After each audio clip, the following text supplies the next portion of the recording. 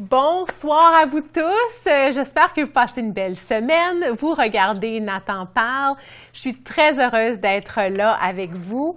En ce mardi gras, vous savez, c'est ça qui est à la fugue cette semaine en culture populaire. C'est Mardi Gras. Est-ce que vous allez fêter? Moi, je viens de réaliser que c'est Mardi Gras. Alors, j'ai pas vraiment fait de plan, mais ce soir, à Nathan parle, on va déguster de la bière. Donc, je pense que ça compte. OK. La pensée de la semaine, la voici. Le savoir est la clé des richesses intérieures. Moi. Oui, je pense que oui. C'est très vrai. J'ai eu un petit frisson, donc le savoir. Les gens qui sont sages. Puis nous autres, on vous aide à être sages parce qu'à chaque semaine, on vous offre une sagesse de la semaine. Si vous les écoutez bien, si vous les notez bien, vous devenez de plus en plus sages. Alors, on contribue à votre développement de sagesse. Le truc de la semaine. Saviez-vous que si vous prenez des pelures d'orange et de clémentine ou de citron et que vous les mettez dans un pot maçon rempli de vinaigre, vous le laissez dans le pot pendant 2 semaines et ensuite vous jetez les pelures, vous avez une solution nettoyante, organique, naturelle, bien, si vos citrons, etc., étaient organiques, naturelle, écologique et efficace. Je vous invite à l'essayer. Moi, je ne l'ai jamais fait. J'utilise par contre du citron. Vraiment, j'ai de l'eau dure chez moi, alors il y a des taches d'eau et je prends littéralement un citron et je le frotte sur tout ce qui est en métal ou en vitre et tout ça, et ça nettoie parfaitement. Donc, j'imagine que ce petit truc-là fonctionnerait très, très bien. OK, vous êtes prêts? On a parlé de sagesse. Voici la sagesse de la semaine. Prenez note. Bon, je vous dis que c'est une vieille sagesse, OK? Parce qu'on parle juste des hommes. Alors, voici. N'essayez pas d'être un homme de succès, mais plutôt un homme de valeur. Donc, l'indice, c'est que c'est très ancien et on va vous dire qui aurait dit cette sagesse à la fin de l'émission. Donc, écoutez tout au long et à la fin, on vous revient avec cette sagesse-là. Ce soir, à l'émission, on va faire des bombes à lèvres avec Rachel Proulx-McMahon. On va dépenser judicieusement avec Sophie Martel.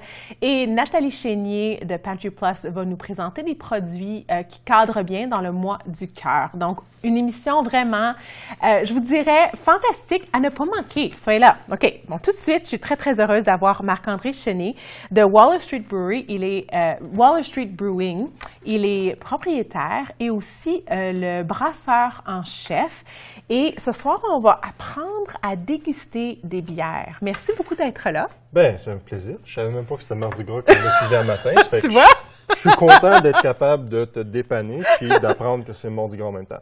C'est vraiment ça que tu fais, tu me dépannes. On a l'air tout organisé, nous autres. Non, mais c'est pas une fête qu'on fête beaucoup ici à Ottawa. Hein, le Mardi Gras, je pense que c'est plutôt... Moi, j'ai jamais vraiment fêté, mais je suis sûr qu'il y en a qui l'apprécient beaucoup. Oui, j'ai dit à mon réalisateur Jerry, j'ai dit, j'ai pas amené mes beads, tu sais, mes colliers. Donc là, tu es en train de... Tu commences déjà, on rentre dedans, là, tu nous verses de la bière. Bon, pas besoin d'attendre. C'est le bon point. Puis tu verses en angle. J'ai jamais compris le pourquoi, mais je vois souvent les gens qui se connaissent le faire. Ben, ça va dépendre de la bière et aussi du verre que tu utilises. OK. Mais essentiellement, tu vois, comme ça, là, je l'ai versé trop en angle. Tu as toujours un sweet spot, mettons, pour avoir un collet qui est bon. Puis le collet, c'est la broue. Ici, là, la broue ici. Oui. Okay. Donc, si on prend notre verre pour, à titre d'exemple, c'est un verre de type un peu belge, c'est un Grand Cru qu'on appelle. Le volume total, si tu le remplis jusqu'au top, c'est 21,5 onces. Par contre, typiquement, tu veux te garder un bon collet, à cause le collet donne beaucoup d'arômes. Puis l'arôme va avoir une grosse influence sur la perception des saveurs. C'est que capturer les arômes comme il faut, ça a une grosse importance sur l'appréciation de la bière. Donc, normalement, avec un verre de ce type-là, le collet devrait commencer dans la partie la plus restreinte du verre. Là, comme ça, il n'y en a pas tout à fait attention. Je ne vais pas te forcer de finir le verre. C'est ton premier bloc aujourd'hui. Merci bien, merci. Mais c'est comme ça. Ça, c'est C'est bien servi. Oui. C'est la première fois que je le vois servi comme ça. Donc, j'apprends quelque chose de nouveau. Non, mais c'est vrai. Mais ça dépend vraiment des verres. Tu vois, comme un verre comme ça qu'on appelle un Onic ou un English Pint Glass, ça va être sur juste au-dessus du De la ligne, du il y a ballon. comme un ballon. Oui. Et puis, est-ce qu'il faut laisser comme quand on sert un verre de vin, j'ai appris qu'on doit le laisser respirer. Est-ce que Non, c'est non. pas la même chose avec la bière? Non. C'est on verse et on goûte, c'est ça? Oui. oui. Mais typiquement, tu n'as pas besoin de rester respirer. Par contre, plusieurs bières vont laisser sortir des arômes un peu plus riches quand ils réchauffent un peu. Puis ici, en Amérique du Nord, on a tendance à servir les bières beaucoup trop froides. Toutes les bières, ils sortent à 4 degrés Celsius. Mais dépendant du style de bière puis la bière particulière, tu vas avoir des différents niveaux où est-ce que la bière va vraiment ressortir. C'est intéressant que tu dis ça parce que moi, quand je pense à, tu sais, disons, j'ai acheté des bières dans ma vie pour goûter quoi que ce soit, j'ai toujours mis ça au frigo parce qu'on pense tout le temps à une bière froide, mais Ben, encore, c'est pas une mauvaise idée de le mettre au frigo parce que à la température de la pièce, il n'y a pas beaucoup de bières qui sont vraiment à leur meilleur.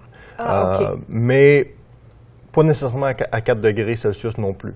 Donc, il y a un entre-deux. C'est pas nécessairement pour le rester respirer, mais ça vaut la peine des fois de la laisser réchauffer un peu pour voir c'est quoi les différences. Puis, mais il y a aussi une question de goût personnel là-dedans aussi. Oui, donc on pourrait sortir la bière puis attendre un peu avant de la servir. Oui, il n'y a rien de mal avec ça.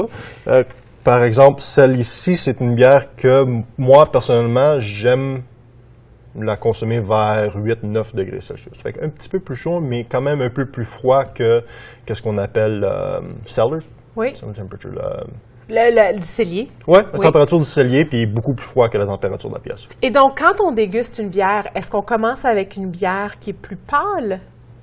Il n'y a pas vraiment de règles, mais c'est comme n'importe quoi. Si tu veux vraiment remarquer les petites complexités qui sont un peu plus subtiles dans les bières plus légères, tu devrais probablement commencer avec ça. Puis celle qu'on a devant nous, c'est quoi? C'est pas une bière légère. Non. C'est une IPA. Donc, une bière qui a beaucoup de saveurs, beaucoup d'arômes, une bonne grosse amertume, mais très désaltérante.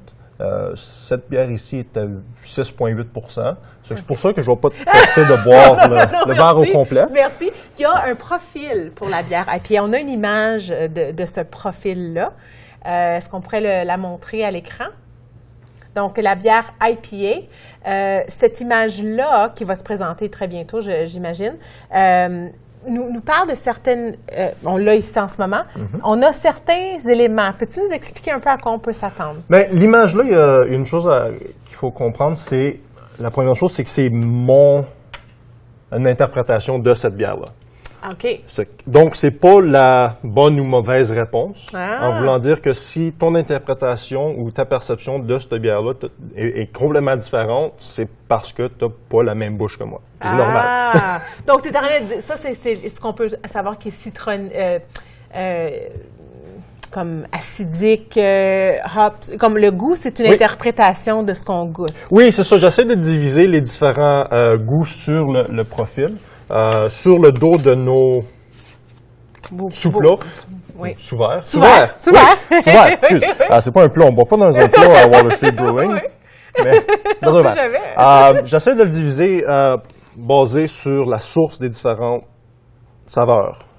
Donc, les 3 ingrédients de source, c'est le malt, qui est le grain, les houblons et la levure. Puis chaque va donner des différentes saveurs, puis je les regroupe dans le profil visuel. Puis dans un IPA, on a... Beaucoup de houblons. Beaucoup de houblons. OK, est-ce que je peux goûter? Ben oui. Mais je vais goûter le petit verre. Je trouve qu'il est trop beau, celui-là. Ben non, mais tu préfères que je goûte celui-là? Je l'ai versé pour toi. OK. D'accord.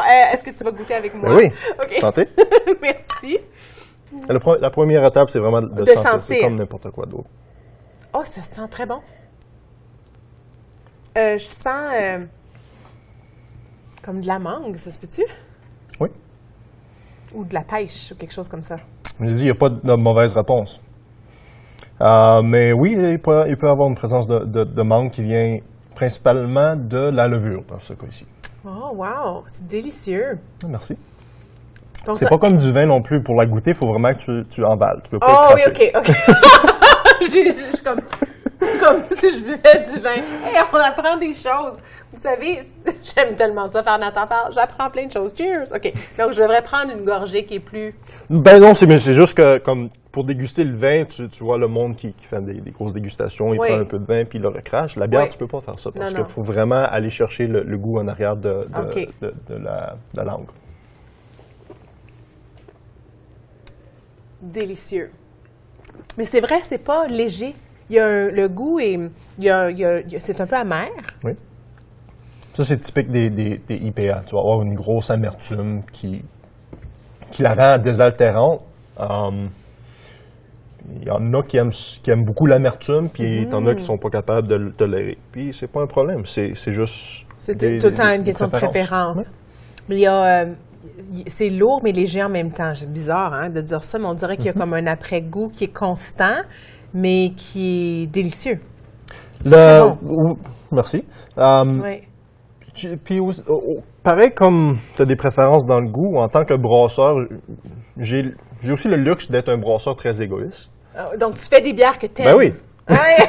Pourquoi pas? Pourquoi pas? Donc, c'est sûr que je la brasse par rapport à ce que moi j'aime, parce que c'est mon choix. Est-ce que c'est une bière que tu suggères de boire, par exemple, pendant l'hiver? Est-ce que c'est... C'est une bière qui va te rappeler un peu des meilleurs souvenirs de l'été pendant l'hiver. Ça va t'aider à passer à travers de l'hiver. Une bière qui serait probablement plus typique d'hiver, c'est les bières plus foncées, plus corsées, plus veloutées. J'en ai apporté une deuxième. Donc, moi, quand je pense à des bières foncées, je pense à la Guinness. Oui. C'est quelque chose qui est très populaire et très connu, hein? Oui. Donc, la Guinness, c'est une stout OK. qu'on appelle une Dry Irish Stout. C'est vraiment l'archétype de ce style de bière-là, c'est la Guinness, OK. le Dry Irish Stout. OK. Ça ici, c'est une porter. Les porters trouvent à être l'ancêtre de la stout. Ah, OK. Donc, c'est encore plus savant que la Guinness. Oui, mais c'est ça, c'est la Guinness. La première Guinness qui a été faite était une porter. Wow! Mais Guinness ont toujours été très, très, très brillants dans le domaine de marketing. Et puis, ils ont décidé de faire le titre, le nom le plus court possible. Et puis, c'était une Stout Porter. Et Stout Porter, ça voulait juste dire une Porter qui était encore plus grosse.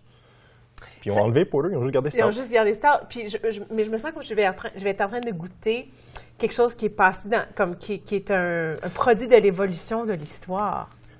Tu sais, t'es rendu aujourd'hui, puis tu crées cette bière-là, puis elle a des ancêtres. Oui, c'est pas faux, à cause que la Porter, c'est un style qui a quasiment disparu, puis qui est revenu avec l'émergence de la révolution artisanale de la bière. Alors, il faut goûter. Et voilà. Est-ce qu'on goûte de la même façon? Oui, de différent? tu goûtes en buvant. OK. Oh, je sens des notes de café. Mais caramel un peu. Tu peux-tu? Comme j'ai dit, les goûts, c'est vraiment personnel. Tellement personnel, hein? OK, je vais goûter. C'est miam! Et que j'ai un rôle de fun ce soir. Bon.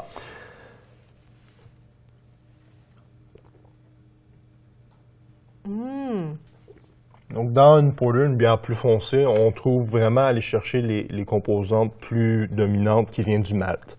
Oui. Quand tu mentionnes café, chocolat, t'as absolument pas tort. C'est des notes de saveur qui sont présentes. J'ai comme mélasse. Comme après l'avoir goûté, là. Mais c'est pas sucré. C'est comme s'il y a de la mélasse, mais pas sucré. Oui.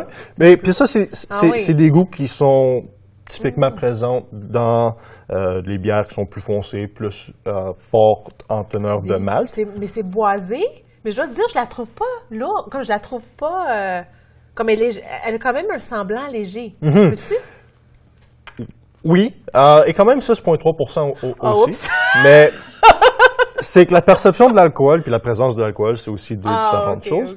Okay. Et quand tu parlais de la Guinness, beaucoup de monde qui pense de la Guinness comme étant une bière qui est très, très lourde. Mais c'est vraiment encore...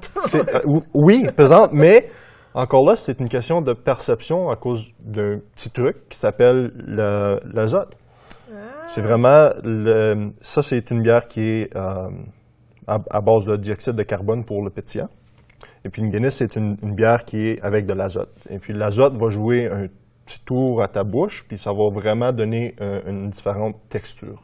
C'est ça qui donne l'illusion que c'est pesant, puis que c'est... Je suis vraiment curieuse de voir ta carte. Si on peut montrer la carte de cette bière-là, Jerry. Je suis curieuse de voir le profil que Marc-André a indiqué. Ah oui, OK, donc chocolat-café, c'est les premiers mots qui me sont sortis de la bouche. Et caramel aussi. Oui. OK, merci beaucoup, Jerry. OK. Donc, c'est ça. Le café puis le chocolat, le caramel, c'est des saveurs qui ressortent du malt. Donc, il n'y a pas vraiment de café qui a été rajouté. Il n'y a pas de chocolat qui a été rajouté. C'est vraiment le malt. Et ça, c'est contrôlé par le degré de torréfaction et le degré de modification. Ça donne une illusion, une note de... Tu n'as pas mis de saveur. Exactement. C'est ça. Merci beaucoup d'avoir présenté tes bières. Il faut dire, il y a une affiche à Waller Street Brewing. Si on peut montrer la photo de l'affiche, Jerry. L'affiche a été volée. Vous la voyez, elle est très belle. C'est une affiche qui a été faite par un membre de la famille, qui a beaucoup de valeur sentimentale. Hein?